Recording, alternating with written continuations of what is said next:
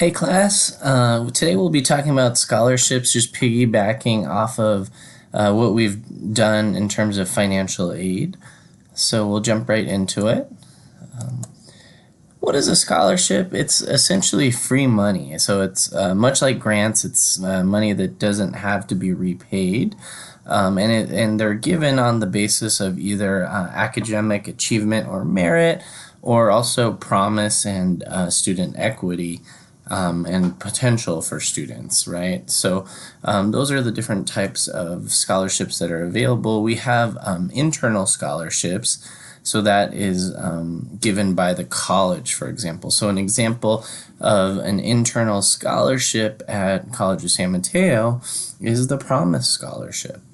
We also have scholarships that are given from outside organizations, right? So two examples are the Jack Kent Cook Scholarship and also the Peaster Scholarship to UC Santa Cruz. So those are examples of external scholarships. Those can come from other colleges or universities for students who transfer there. They can come from the community or local organizations or fields of employment as well. What's nice about the internal scholarships that are available to students is that it's one application and that's available online. There are well over 50 scholarships available, and students who are new as well as returning or even transferring students can apply. Again, with scholarships, they're really nice and for institutional scholarships because there aren't GPA requirements, financial aid need requirements, or citizenship requirements to fill out that application. What's really nice is there is academic works which students can use, and what's great is that the scholarship application is actually in line with that financial aid deadline of March 2nd. So pretty straightforward process, and you will use academic works, but just note that it is an online application. The scholarships will ask for a reference from a professor or a staff member or a counselor that you've worked with. You'll also do a personal statement. So in this class, we have the personal statement assignment, which you can apply towards university applications, but that can actually be really useful for you when you apply for scholarships, and of course your transcripts as well.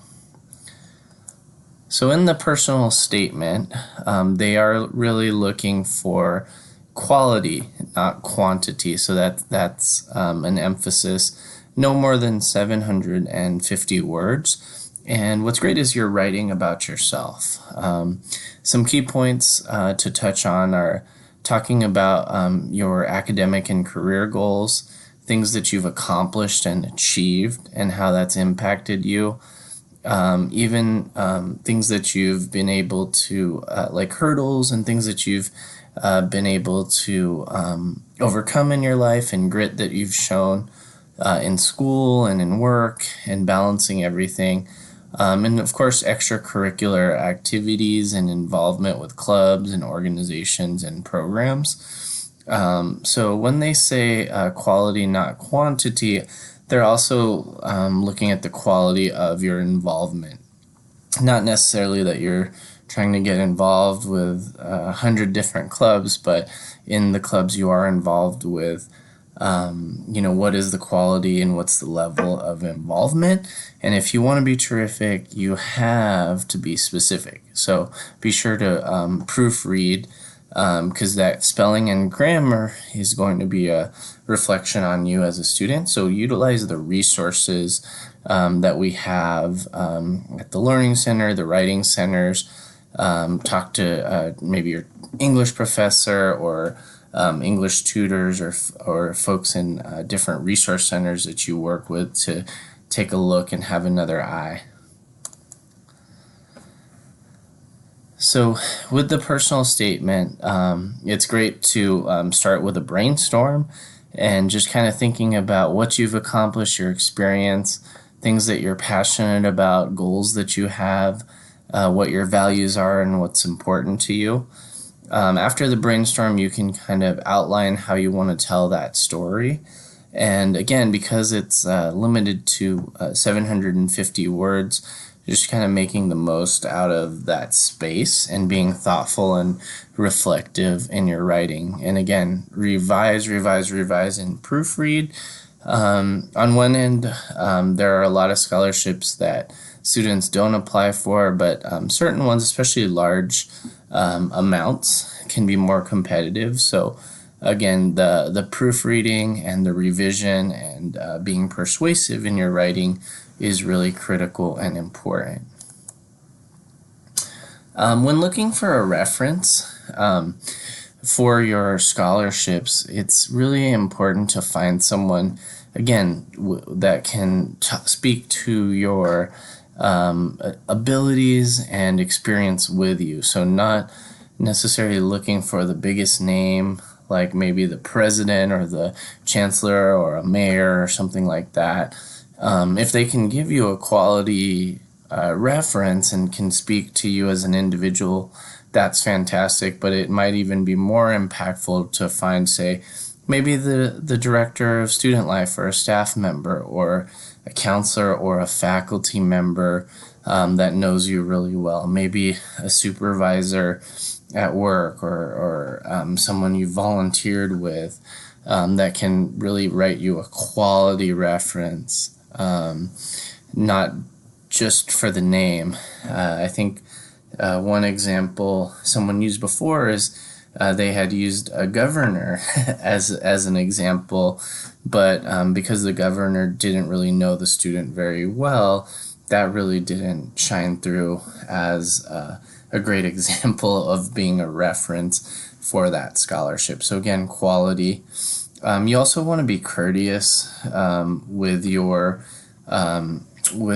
reference and make sure they have enough time to write a quality reference check. Once the scholarship deadline comes closer, note that that's when a lot of students come to ask for references. So be courteous, give advance notice. It's also really helpful to give a resume or list of accomplishments to your reference so they have know a little bit more background outside of their experience with you, maybe in class or in student activities or in clubs and organizations and volunteer work. And it's also good to network and have multiple references. This is something where you have to really take ownership of this and responsibility and following up and making sure your reference gets it done. It's also good and common courtesy to really thank your reference with a nice note or email that you appreciate them, especially if you get the scholarship, which is fantastic. So once we get updates on scholarship workshops, I will update you all on Canvas about when those are, and those are really great opportunities to refine your personal statements, knowing the information that you should have in there, and also being aware of scholarships that are coming up, both internal and external as scholarships, okay? Some important dates and timelines. Again, the scholarship deadline, it's right in line with the financial aid deadline. So that's March 2nd, 2020, right before midnight. Scholarships begin to get reviewed in March of 2020. And then in April, from mid-April on, students are actually given a heads up as to whether or not they get a scholarship. And then every May, one of the most amazing days of the year besides graduation is when students are awarded the scholarships. So they're able to get recognized for their accomplishments. Family, friends, loved ones are invited. And oftentimes the scholarship donors are actually there and on hand at those events. So in May, that's a really special time. And then for students, they get paid out for their scholarships the following academic year, following school year. So if you're applying this year, you'd get paid out in fall 2020 and spring of 2021.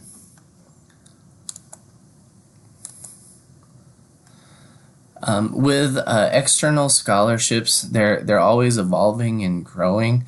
And again, remember, you shouldn't be paying money for scholarships, and they shouldn't be charging you to look for scholarships. So a real credible source outside of what you'll find at the college is fastweb.com.